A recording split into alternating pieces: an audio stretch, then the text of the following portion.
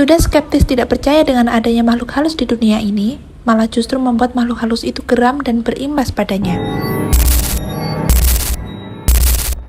Perhatian!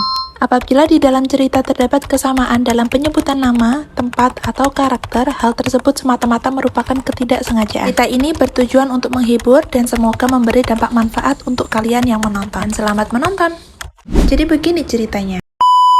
Sebelum memasuki cerita, aku akan memperkenalkan tokoh yang akan menjadi pendukung dalam cerita. Panggil saja dengan Bapak Adam dan Bapak Sahrul. Tanpa mengurangi rasa hormat, aku juga mohon izin untuk selama menceritakan mereka, aku tidak menggunakan panggilan Bapak, bertujuan untuk memudahkan dalam bercerita. Back to tahun 70-an, di sebuah pedesaan yang punya suhu yang cukup hangat ketimbang daerah lainnya di Provinsi Jawa Timur, tanahnya subur dan mayoritas adalah seorang pekerja tani, baik tani tebu ataupun petani padi. Pedesaan ini sangat agamis. Hampir mayoritas dari penduduk desa adalah seorang muslim. Aktivitasnya sangat dekat sekali dengan kegiatan keagamaan. Anak-anak dari penduduk desa tersebut mayoritas setiap menjelang sore selalu pergi ke masjid untuk mengaji. Mulai dari anak kecil hingga anak yang sudah remaja. Tanpa terkecuali si Adam dan Sahrul. Meskipun mereka berusia sudah 20 tahunan, mereka masih mengaji. Jika untuk yang sudah berusia remaja, mengaji mereka bukan hanya sekedar mengaji Al-Quran, melainkan juga mengkaji tentang akhlak, fikih, hadis, dan lain sebagainya. Kurang lebih seperti yang dipelajari di pesantren pada umumnya. Jadi meskipun Adam dan Sahrul ketika pagi sampai sore bekerja sebagai petani di kebun sendiri, namun kegiatan setiap harinya tidak hanya itu. Mereka harus tetap melanjutkan berangkat ngaji setiap harinya. Tentu saja dengan pemuda yang lainnya. Adam dan Sahrul ini adalah pemuda yang sangat beda sekali karakternya, khususnya dalam hal penerimaan materi yang sudah disampaikan selama mengaji. Adam adalah anak yang mengimani dan sangat percaya tentang ilmu pengetahuan yang disampaikan. Sedangkan Sahrul adalah anak yang cukup kritis dan selalu mempertanyakan segala hal informasi yang dia terima. Apalagi yang berkaitan tentang pernyataan bahwa di dunia ini ada makhluk lain yang tidak kasat mata juga berada di sekeliling kita. Setiap dijelaskan tentang materi makhluk halus, dia selalu menolak informasi. Dalam pikirannya bertanya-tanya sendiri, apa iya ada?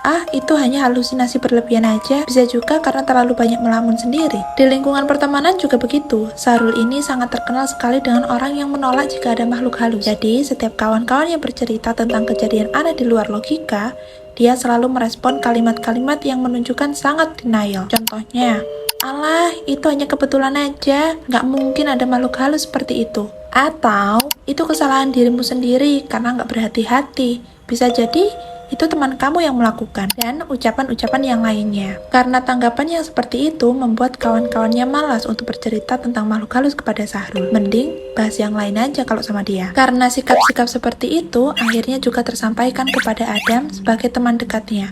Protes temannya itu selalu melaporkan tentang sikap Sahrul yang denial tentang makhluk halus. Laporan itu juga Adam tidak bisa memberi respon apapun, karena Adam sendiri pun tidak tahu mengapa Sahrul begitu keras kepala.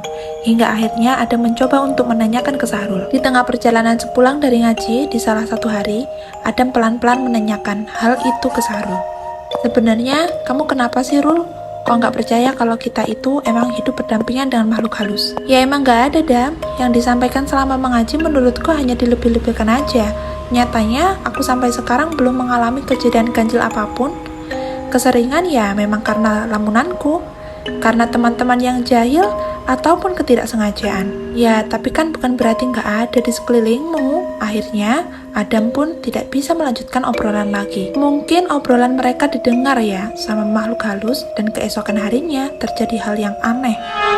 Seperti biasa, Adam dan Sahrul berangkat mengaji bersama. Hari itu mereka berdua sepakat untuk naik sepeda. Mereka menaiki sepeda masing-masing. Waktu berangkat hingga ngaji dilaksanakan masih baik-baik aja, berjalan dengan semestinya. Ketika jam pulang mengaji tiba, mereka menelusuri jalan pulang dengan saling beriringan menaiki sepeda, bercanda, saling bercerita di bawah rembulan dan remang-remangnya jalan desa. Alur jalan menuju rumah memang sedikit berkelok, sepi, dan jalan masih banyak bebatuan. Di sepanjang perjalanan itu ada salah satu pohon yang sangat besar. Kata orang-orang, pohon itu sudah ada puluhan tahun. Besar, kokoh, tinggi, daunnya lebat sekali. Banyak orang bilang juga kalau pohon itu seringkali ada kejadian aneh terjadi. Kali ini, giliran Sahrul yang merasakan.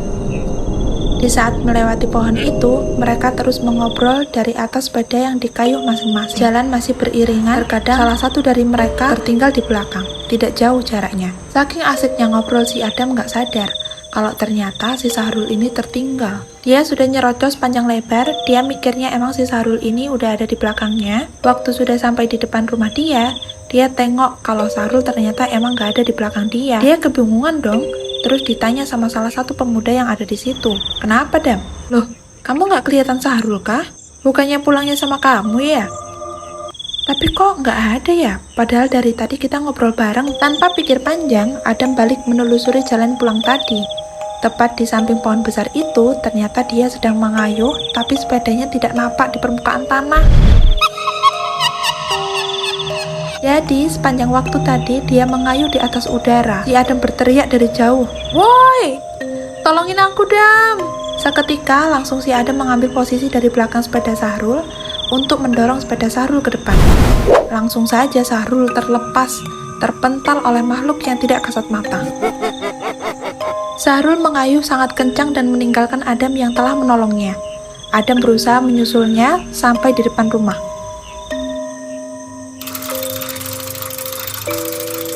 Sahrul seketika langsung bilang, "Itu tadi apa ya Allah? Masa iya sih, Dam? Kamu dari tadi aku panggil kamu nggak dengar? Aku juga baru sadar loh kalau kamu nggak ada di belakangku karena obrolan itu terjadi di depan teman yang lainnya." Akhirnya cerita itu direspon dengan tertawa oleh kawan yang lainnya dan dilanjutkan dengan ucapan, "Nah kan, Rul, makhluk itu ada. Jadi gimana? Sekarang udah percaya belum kalau ada makhluk lain selain kita di dunia ini?" Di dalam keyakinan orang Islam, memang perlu diyakini bahwa makhluk halus itu memang ada, seperti yang sudah disampaikan di dalam Al-Quran Surat Az-Zariyat ayat 56 yang artinya, "Tidaklah aku menciptakan jin dan manusia kecuali untuk beribadah kepadaku."